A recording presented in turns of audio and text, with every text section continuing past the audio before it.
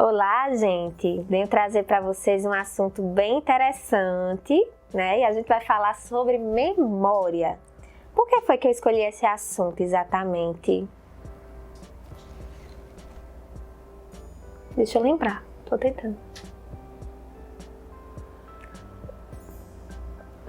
Porque esqueci. Lembrando, a gente vai falar sobre esse assunto porque tem muito a ver com o vestibular também, né? Com o Enem, com a prova. E muita gente fica com questionamentos em relação a como funciona a memória, como podemos ampliar a capacidade de memorizar e principalmente, né, como podemos melhorar a qualidade da nossa memória.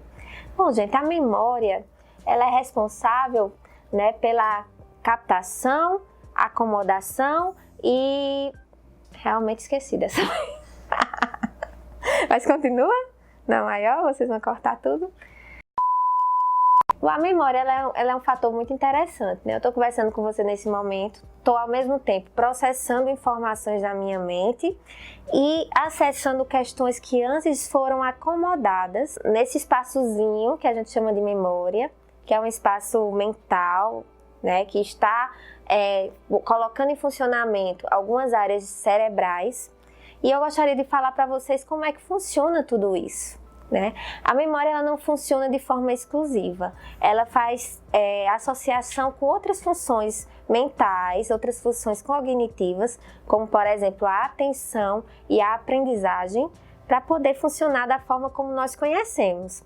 Ou seja, primeiramente a gente utiliza da atenção, que é a capacidade de fazer uma leitura dos estímulos que nos é mostrado no ambiente, né? Faz uma leitura, faz uma escolha de qual estímulo nós vamos focar naquele momento, né? E muitas vezes é focado em dois ao mesmo tempo ou é alternado entre um e outro, e aí a gente entra no assunto atenção, mas a memória ela está ligada também a essa função, a função aprendizagem, né? Porque a gente vai lembrar daquilo que a gente aprendeu. Né? E é por isso que a gente ouve muito falar que não adianta decorar as coisas, porque quando a gente decora, determinadas áreas do cérebro são mobilizadas, mas é mais difícil de acessar porque elas não estão acomodadas e quando você vai acessar essas informações, muitas vezes elas se perdem, porque não tem um elemento dosador, né, dessa memória que é a aprendizagem.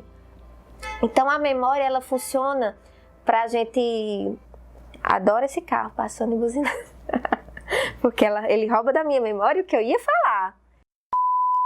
Ela é uma função mental que funciona para a gente captar estímulos ambientais, informações do meio, analisar essas informações e ver o que a gente vai reter ou excluir, porque se a gente retesse tudo, não caberia. Nossa memória ela é limitada.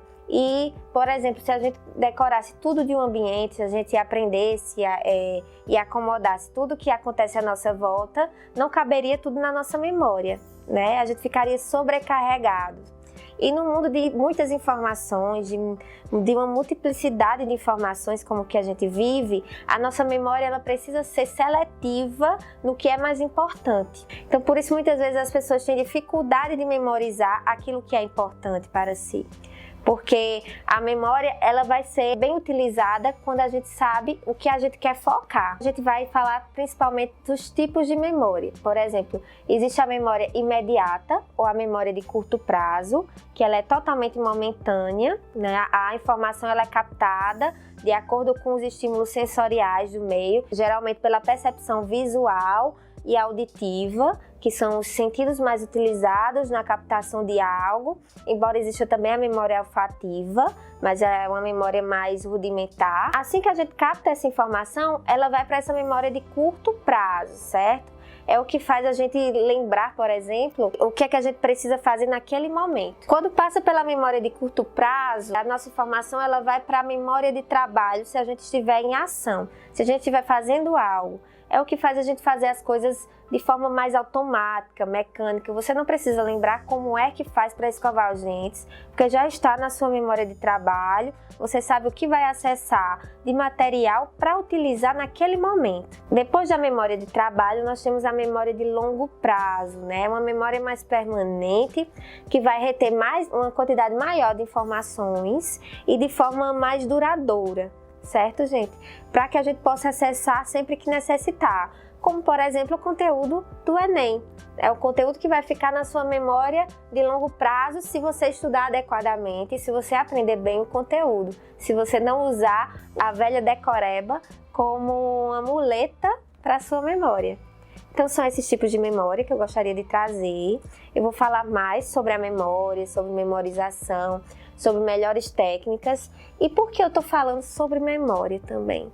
Né? A gente sabe que a avaliação psicológica, que é uma técnica de captação de dados a respeito do indivíduo e posterior interpretação dos mesmos, ela também utiliza de testes e técnicas para avaliar como está a sua memória, né? E muitos adoecimentos psíquicos modificam a forma como essa memória funciona, né? Não só a memória, como as outras funções que estão associadas a ela, como a percepção visoespacial, que eu falei, a auditiva, a atenção. Então, se você tiver um grau de distratibilidade muito alto, você vai ter dificuldade de memorizar, porque a qualidade da captação das informações do meio ficam prejudicadas, né? Se sua aprendizagem, você tem alguma dificuldade, algum déficit nessa questão, também vai ser difícil a interpretação desses dados e a acomodação, e tudo isso influencia na questão da memória e a memória em si, né? Como a gente vê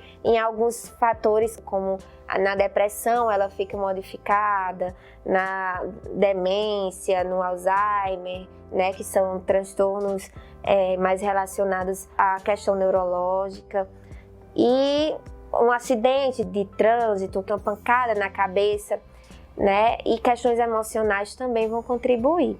Então é isso, gente. Espero que vocês tenham gostado. E eu vou trazer mais conteúdo sobre essa questão da memória, da atenção e de outras funções cognitivas. Valeu!